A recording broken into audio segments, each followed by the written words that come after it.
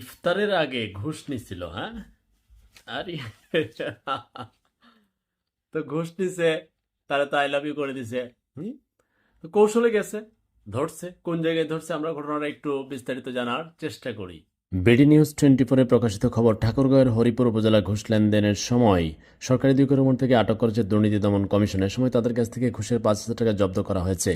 সোমবার দুপুরে উপজেলা হিসাবরক্ষণ কার্যালয়ে অভিযান চালিয়ে তাদের আটক করা হয় বলে জানান দুদক সমন্বিত ঠাকুরগাঁও জেলা কার্যালয়ের সহকারী পরিচালক আজমির শরীফ মার্জি।